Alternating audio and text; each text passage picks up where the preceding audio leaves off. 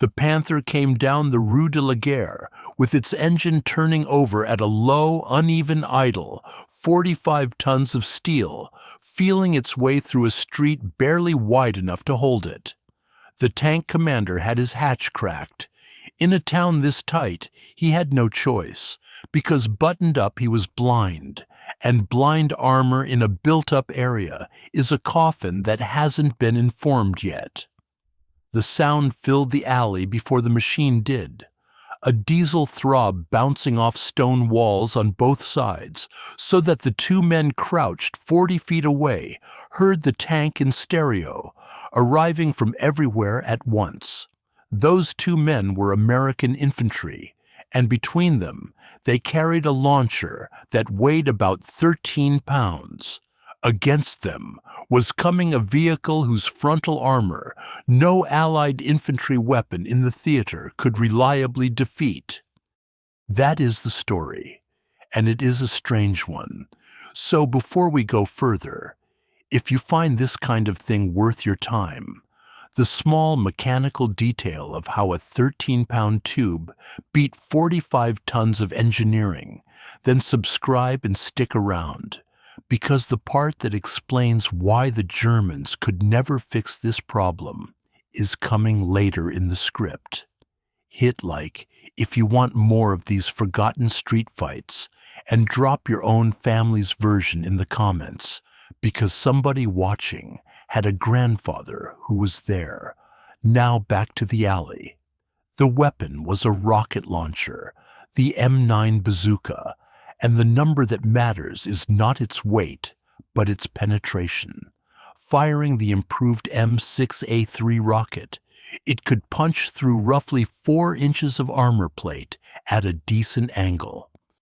The Panther's glacis, the sloped front plate the crew was so proud of, was around 3 inches of steel, but laid back at 55 degrees, which multiplied its effective thickness and threw off any round that struck it square.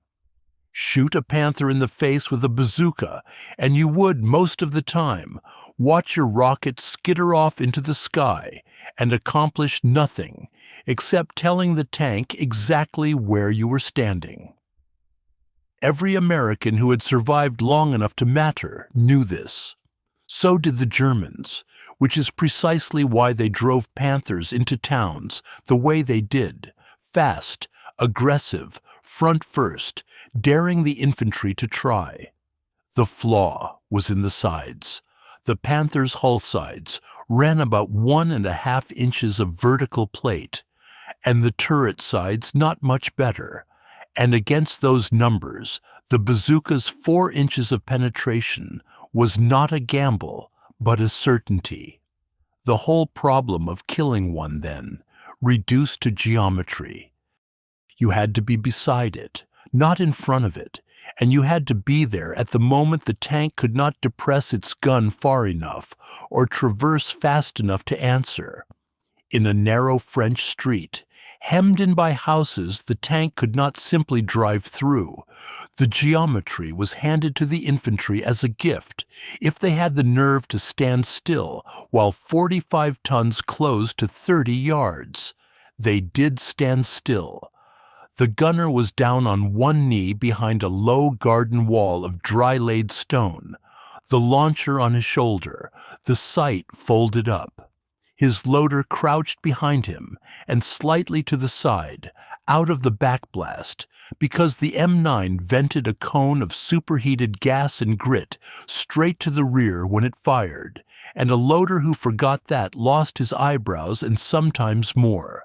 The two of them had rehearsed the sequence until it was reflex.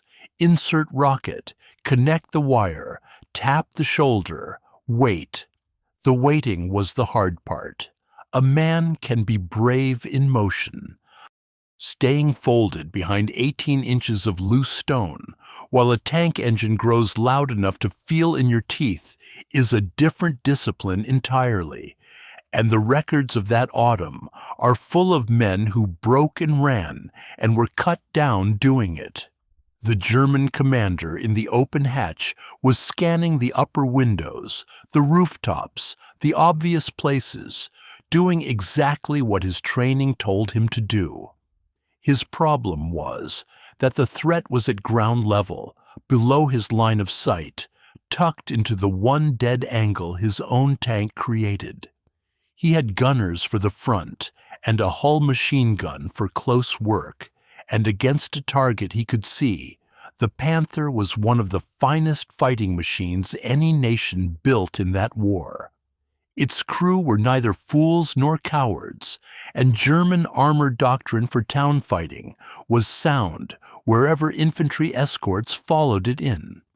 This crew had no infantry escort, and the two Americans behind the wall were about to make them pay for it.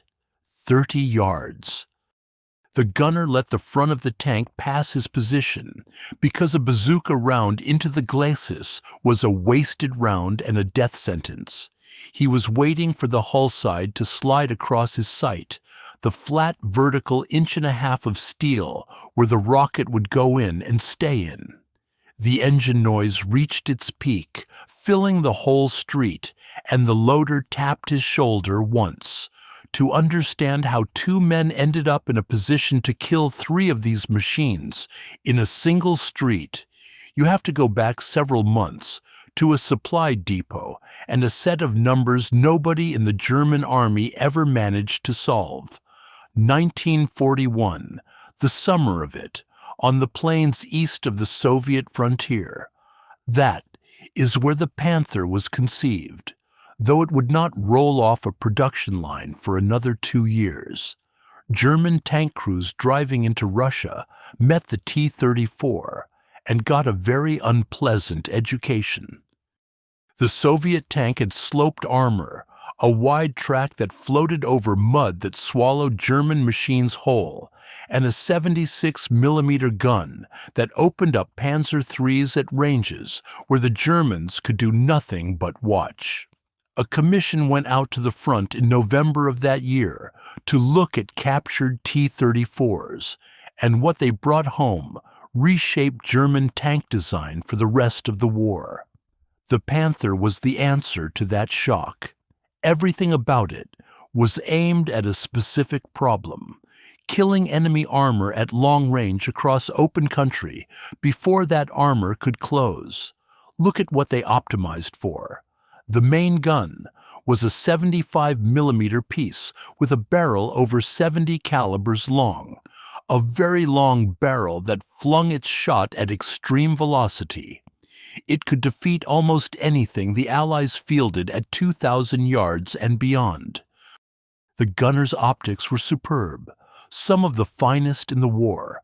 Ground glass that let a trained crew make first-round hits at distances where an American Sherman crew could barely make out the target. The sloped frontal armor that gave our 2 men in the alley such trouble was designed to bounce incoming shot on those same open fields, at the shallow impact angles you get when tanks fight across a mile of Ukrainian wheat. Now, the things it was never built to handle. Everything I just listed costs weight and length, and the Panther paid for its long gun and thick glacis, with a hull that ran nearly 23 feet with the gun forward, a final drive assembly that kept failing under the strain, and a turret that traversed slowly because it was heavy and its hydraulics were driven off the engine. On the steppe, none of that mattered. You had room. You saw the enemy at a distance. You turned the whole tank to face him. You fired first, and the geometry favored you completely. Put that same machine in a French market town, and every advantage inverts. The long gun that dominated open ground now overhangs, catching on corners, unable to swing in a lane narrower than the vehicle plus its cannon. The slow turret that was fine when you had 2,000 yards of warning becomes a death sentence when the threat appears at 30. The thick front means nothing when the enemy is at your flank, because you cannot bring the front to bear in time. The crews knew their tank was long and unwieldy. What they trusted, what they had been trained to trust, was that the fight would happen out where they could see it coming. The German crews were not stupid about this, and the record proves they understood the danger in the abstract. What the record also shows is how completely their doctrine still pushed them into towns without the infantry that would have saved them, because by the autumn of 1944, the infantry was simply not there to send. I want to flag one document, because the way it survived is worth 30 seconds. After the war, the U.S. Army ran a program getting captured German generals and staff officers to write up their experiences. The Foreign Military Studies series. Thousands of manuscripts eventually filed at Carlisle Barracks in Pennsylvania. Many were written in longhand in prison camps, translated by clerks, mimeographed, and then very nearly forgotten in storage for decades. Buried in that pile are frank assessments of the Panther that no German officer would have committed to paper during the war. One general officer, writing about armor in close country, put it plainly: the tank was built to fight at a distance, and every time it was forced into a street or a wood, it fought at a disadvantage its crews could not overcome.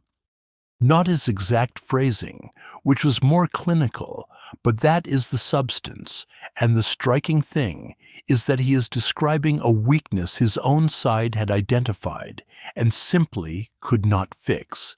They could not fix it because the fix was more infantry, more fuel, more time to maneuver, and Germany had run out of all three.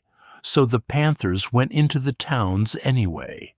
Which brings us back to the essential trade the German engineers had made in 1942, a trade that made perfect sense and won them battles on the steppe. They built a cat for the open field.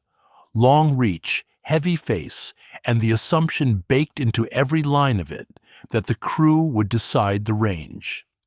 In the Rue de la Gare, the American gunner decided the range. It was 30 yards, and then it was less.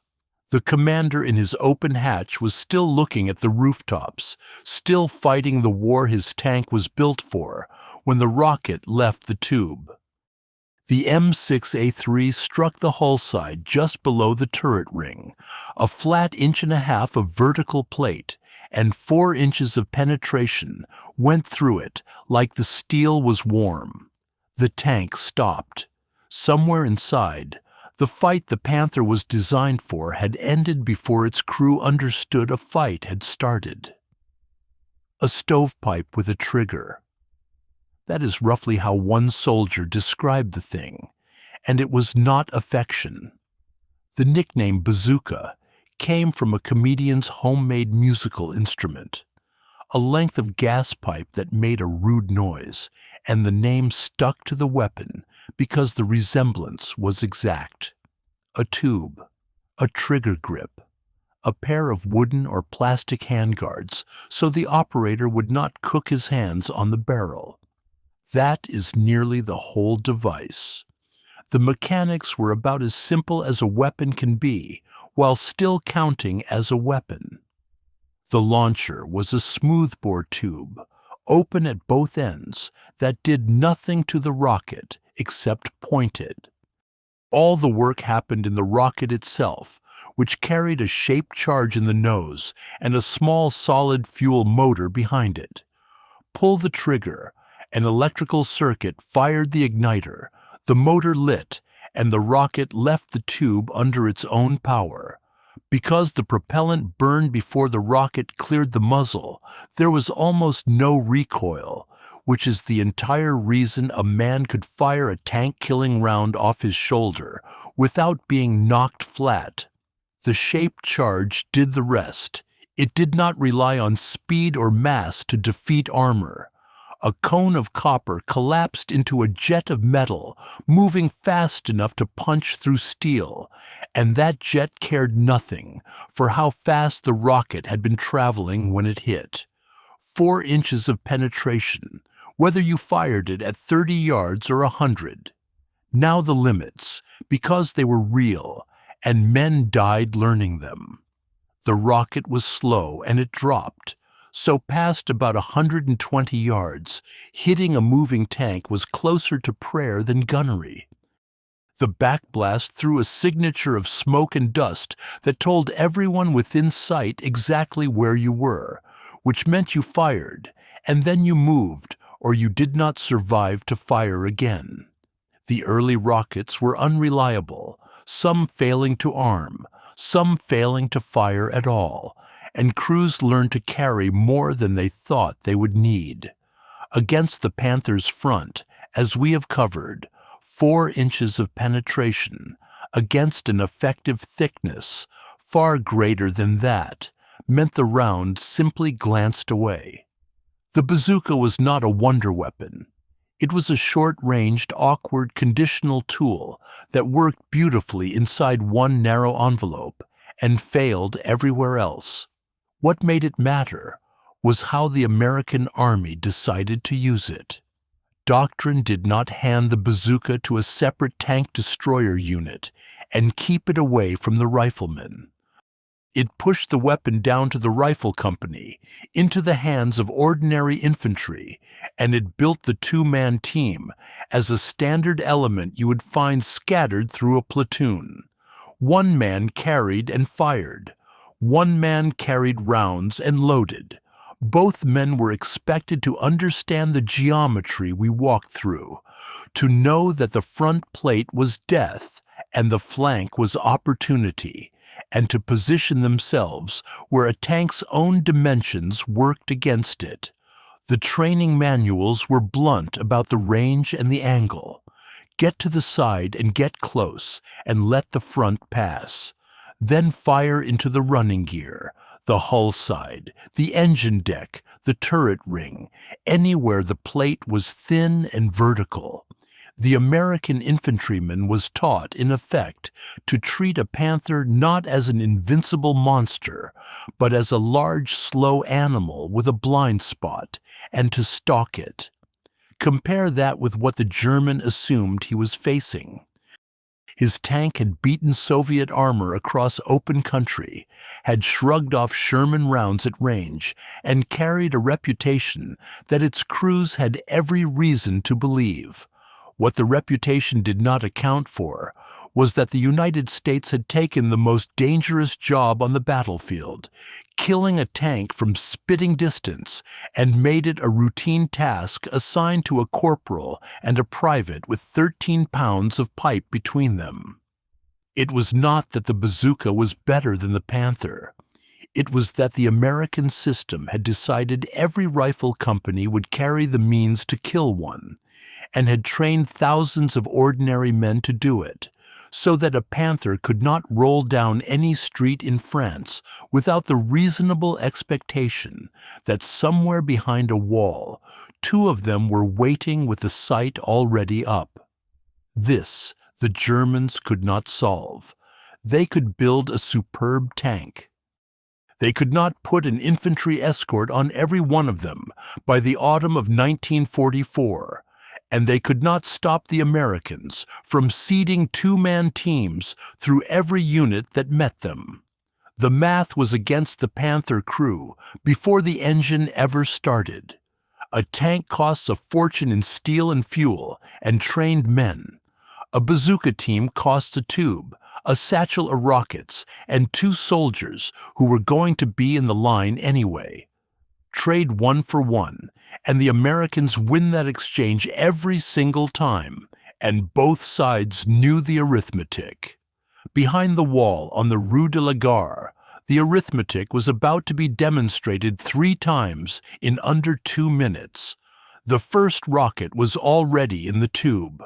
The gunner had let the front of the lead Panther slide past, exactly as the manual said, and he was looking at the flat gray flank below the turret ring. The loader tapped his shoulder. The gunner fired. The rocket crossed 30 yards in a bit under a second. There was the flat crack of the shaped charge against steel, not the deep boom people expect, more like a heavy door slammed in a stone room, and then a spray of sparks where the copper jet went through the hull side and into the fighting compartment. Inside, that jet did what shaped charges do. It sent a stream of molten metal and spall, ricocheting through a space packed with men, ammunition, and hydraulic lines, and whatever it touched first decided how the crew died. The Panther did not brew up in a fireball, not immediately. It coasted a few feet on its own momentum, the engine still turning, and then stopped dead across the width of the street, with its long gun still pointed at nothing, at a rooftop the commander had been watching a moment before. Hitting the lead tank first is the whole point. You do not go for the biggest or the last in line. You go for the lead. A single dead Panther is a problem for its crew. A dead Panther wedged across a lane barely wide enough to hold it is a problem for every vehicle behind it. And there were two more coming up the Rue de la Gare in column, nose to tail, because the street gave them no other formation to use. The lead tank was now a 45-ton cork. The Panther behind it could not go forward without shoving 45 tons of dead steel out of the way, could not turn around in a lane narrower than its own length, and could not reverse quickly because the third tank was sitting right on its tail. The Americans had not just killed one tank.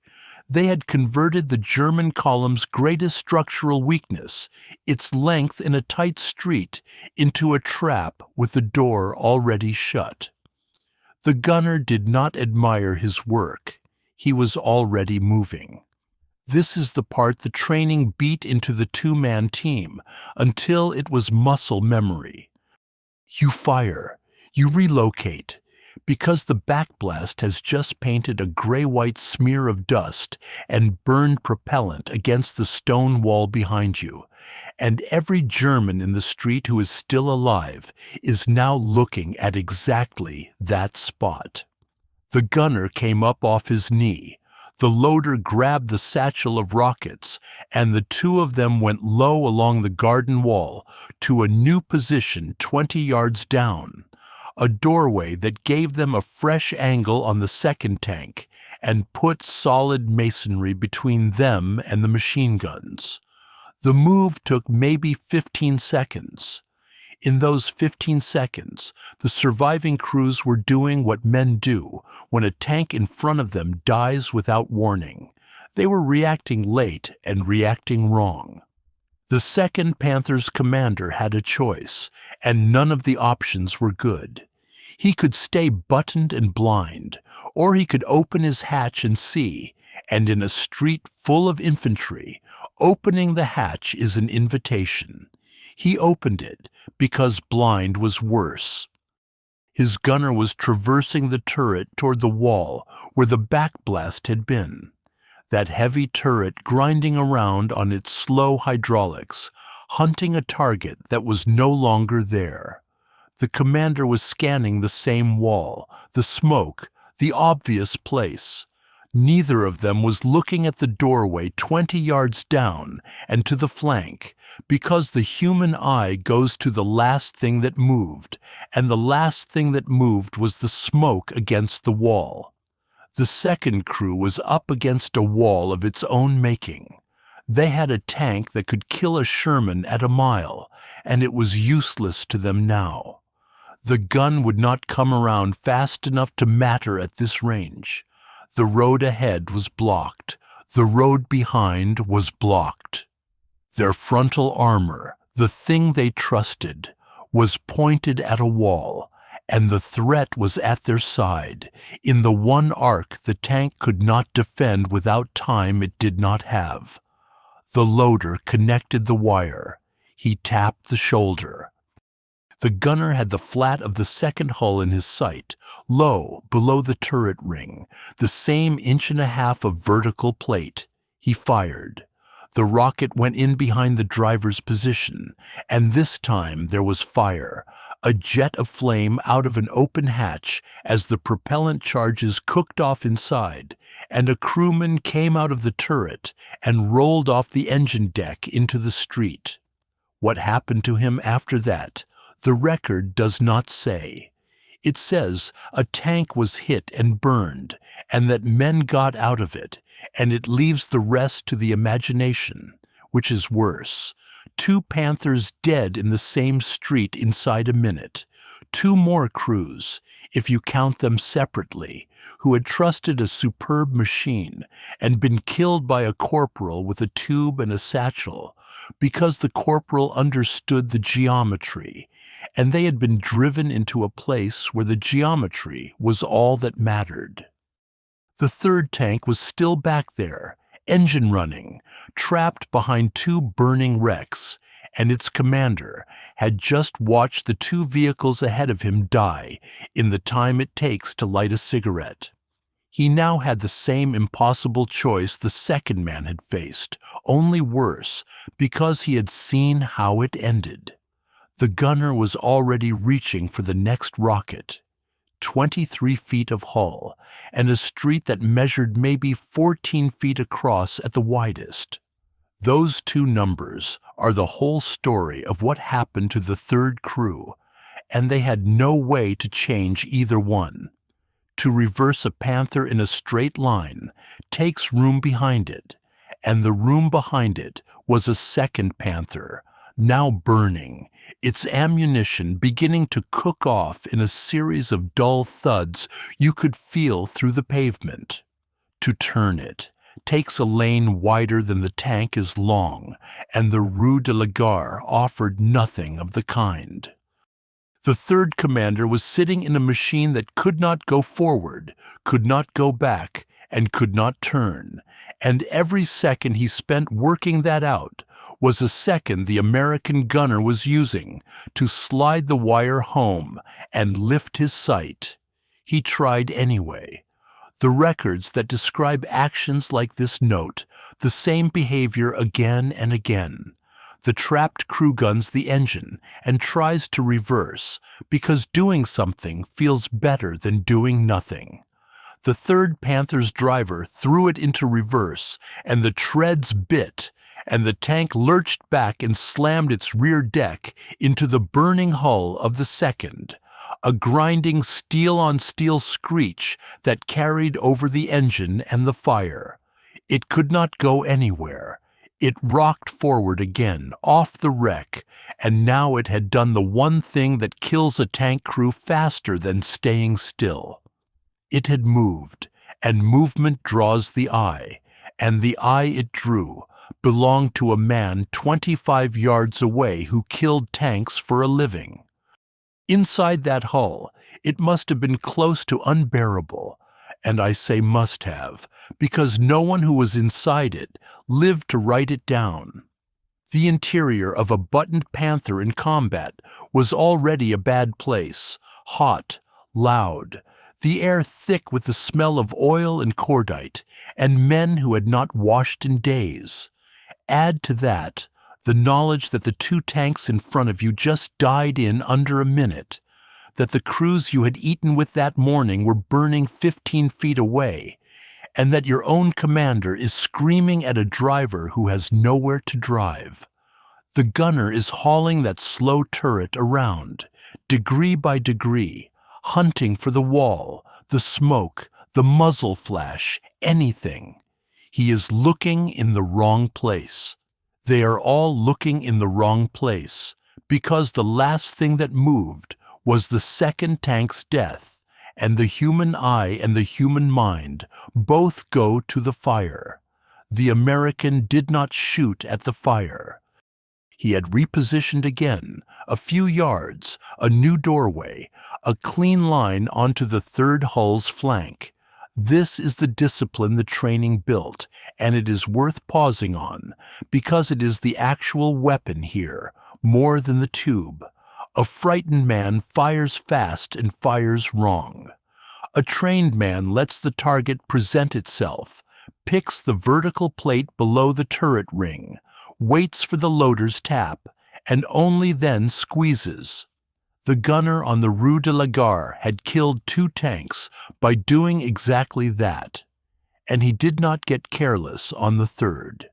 He waited for the hull to settle after its lurch, put the sight where the plate was thin, and felt the tap. The third rocket crossed the gap and struck the engine deck, back and low, and the Maybach engine that had been screaming at full reverse throttle a moment before simply stopped and then began to burn. What comes out of a Panther's engine compartment when the fuel goes up is not a Hollywood fireball, but a thick, oily orange fire that pours black smoke straight up between the buildings, and the sound is less an explosion than a great sucking roar as the fire finds air. A hatch came open. Whether a man got out of that one, the record does not say, and I have looked, and it does not say. 3 Panthers, 1 street, under 2 minutes, by the most generous reading of the accounts, and possibly closer to 90 seconds. The bitter arithmetic runs end to end. 3 tanks that represented, at the factory, something on the order of 500,000 Reichsmarks, and the labor of hundreds of skilled workers, and the training of 15 crewmen. 3 machines built to answer the T-34, optimized across 2 years of engineering to win the fight at 2,000 yards. All 3 killed inside 30 yards by 2 men, who between them carried a tube worth about the price of a good radio and a satchel of rockets, because those 2 men understood a thing the entire German armored doctrine could not fix that autumn: that a panther in a narrow street is not a predator, it is livestock in a chute. The Germans knew it too, and I keep coming back to that. The foreign military studies manuscripts, written by the men who lost, say plainly that armor without infantry in close country was a liability, that the tank they were proudest of became a coffin the moment it entered a town alone. They wrote it down after the war, in prison, in longhand, describing a weakness they had identified and could not solve because Germany had no infantry left to spare and no fuel to maneuver around the problem. On the Rue de la Gare, the smoke from 3 burning tanks climbed straight up in the still air, and the gunner was already looking for a way out before the last engine finished burning. What did the German army actually think was killing its tanks in the towns of Normandy and Lorraine that autumn? The answer is in their own paperwork, and it is not what you would guess. For weeks in the summer of 1944, German after-action reports and intelligence summaries kept crediting tank losses in built-up areas to anti-tank guns, to hidden artillery, to concealed self-propelled mounts. They looked at a burned-out Panther in a French street and reasoned backward to a weapon system that made sense to them, something crude, something emplaced, something that belonged to a proper anti-tank unit. The idea that a pair of riflemen with a shoulder tube had done it was, for a while, almost literally unthinkable, because it broke the category. A tank was supposed to be killed by another gun of comparable seriousness, not by 2 men on foot who then walked away. They caught up eventually, the way a man catches up to bad news he has been avoiding.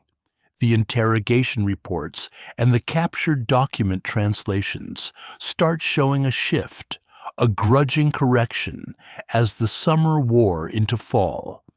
Panzer crews began reporting that they would not enter a town without infantry ahead of them, and their commanders began writing it into orders. The tank they trusted at long range had become the thing they feared at short range, and the fear had a specific shape. It was the fear of the flank shot from a doorway, the round you never saw coming from the one direction your armor could not answer. On the Rue de la Gare, the gunner was already up and moving, because there is no such thing as finished while the smoke is still rising. The third Panther burned behind him, with that thick orange light flickering on the shop fronts, and the sound had changed. The great sucking roar of the engine fire had settled into a steady crackle, punctuated every few seconds by the flat crump of a stowed round cooking off inside the hull, each one throwing a fresh gout of sparks up through the open hatch. The heat of it reached across the street. You could feel it on the side of your face at 20 yards, a dry, radiant heat like an open oven. Under it, faint and terrible, the smell that men who fought in the bocage never forgot and never described in polite company, the smell of a tank that has burned with its crew still inside. The gunner did not look back at it.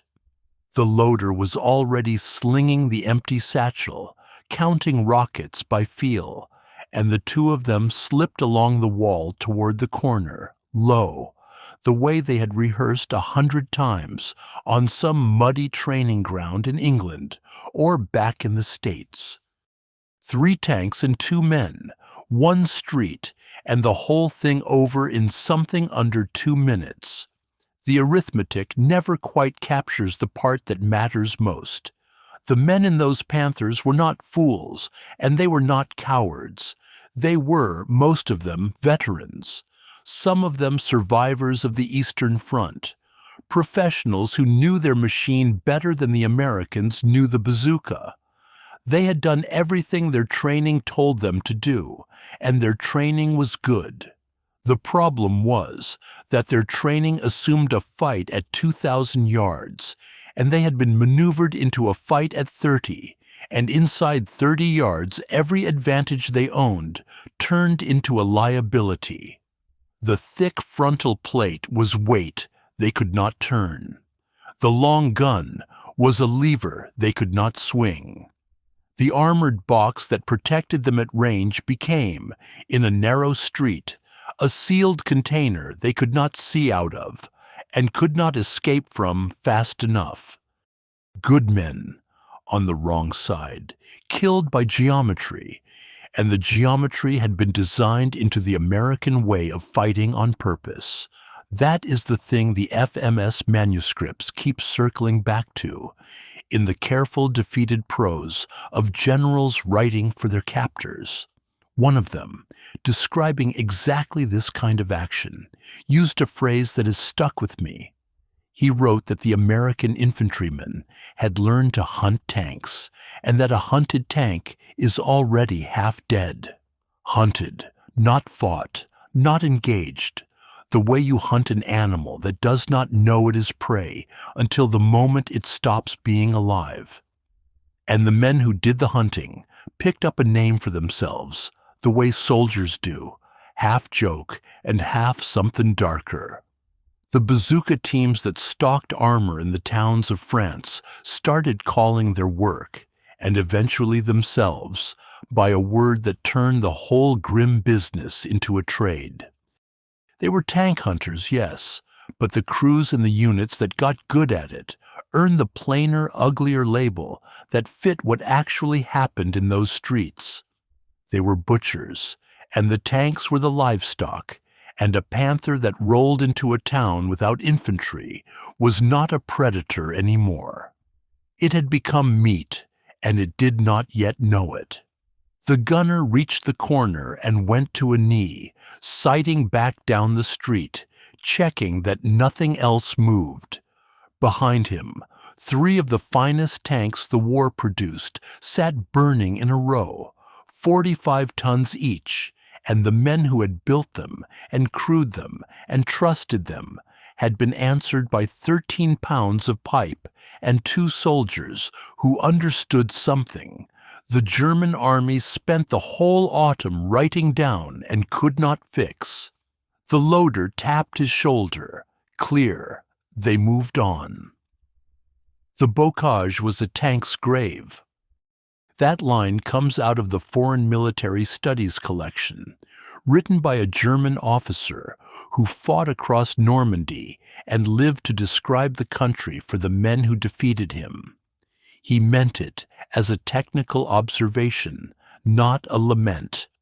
The hedgerows of northern France were earthen banks centuries old, packed with root systems and topped with dense brush, and they cut the ground into a maze of small fields, with walls a tank could neither see over nor easily push through. The Germans understood the terrain perfectly. They had every advantage a defender could ask for in that country, and it did not save them. Look at what the German army brought to that fight. It had better tanks, gun for gun, and plate for plate. The Panther and the Tiger outclassing anything the Americans fielded at range, along with defensive positions it had chosen and prepared, interior lines, familiar ground, and a doctrine of armored warfare that had conquered most of a continent in the preceding 4 years. On paper, the arithmetic favored them. The paper was wrong, and why it was wrong is what this comes down to. American infantry rewrote the terms of the fight until the German advantages stopped mattering. A Panther that dominated a Russian wheat field could not dominate a French lane where the engagement range collapsed to 30 yards and the threat came from a doorway on its flank. The Americans did not try to out-tank the Panther because that was a losing proposition, and they knew it. They changed the geometry instead. They pulled the armor into the towns and the hedgerows, where its gun was a liability and its blindness was fatal, and then they killed it with 2 men and a tube. The German officers who wrote the FMS manuscripts return to this again and again, and their frustration comes through the flat prose. They had the better machine, and they lost the fight, and they could not reconcile those 2 facts. The confidence broke first, before the line did. You can track it through the German paperwork across the summer and into the fall of 1944, a slow erosion of the belief that a Panther was a predator. Crews that had rolled toward the enemy now hung back, waiting for infantry that Germany no longer had in sufficient numbers to provide. Commanders wrote orders forbidding armor from entering built-up areas alone, which is a way of admitting that the towns belonged to the other side. The machine was still superb. The men were still brave and still skilled. What had cracked was the assurance that the machine and the men together could win. And once that assurance was gone, the tank stopped being a weapon of maneuver and became a thing to be protected, hoarded, kept out of the places where it might die badly. An army that is protecting its tanks instead of using them has already conceded the initiative, and the initiative in that country belonged to America. The bocage belonged to the men who understood it as ground to be hunted across rather than driven through. That was an American insight, drilled into infantry, who came off ships knowing nothing of hedgerows and learned fast because the alternative was dying slow. I want to be careful here, because it would be easy to make this sound like a story about a wonder weapon, and it was not. The bazooka was crude. Its penetration against a Panther's frontal armor was essentially nil. Its range was pitiful. Its backblast gave the shooter away, and its reliability in the wet was a running complaint in the field reports. What made it decisive was not the tube. It was the 2 men who carried it, the training that taught them to hit the lead vehicle and relocate, the discipline that let them wait for the flank shot instead of firing at the fire, and an entire system that put those men in exactly the place where a 45-ton machine turned into livestock in a chute. The weapon was 13 pounds of pressed steel. What mattered was everything standing behind it. The German generals credited it, in the end, in their own words, in their own reports, from inside prison cells where they had nothing left to gain by flattering the men who beat them. The validation was theirs, not the Americans. The enemy's grudging correction, written in longhand, describing a weakness they identified and named and could not fix because they lacked the infantry and the fuel and the time. Which brings it back to the Rue de la Gare and the man at the corner with the empty tube across his knee. We do not know his name. The action of two soldiers killing 3 Panthers in a single narrow street happened in various forms across Normandy and Lorraine that autumn, in the accounts and the after-action reports, and the specific corporal who did it on this specific street either was not recorded or was recorded, and the record has not survived. He fired his 3 rockets, he checked the street, and he moved on toward the next corner, and the paperwork loses him there. Behind him, the 3 Panthers burned down through the afternoon and into the evening, 3 hulls in a row on a French street, the paint scorching off the steel and the long guns drooping as the recoil mechanisms gave way in the heat. What became of the corporal, whether he made it through the next town and the next winter, the file does not say.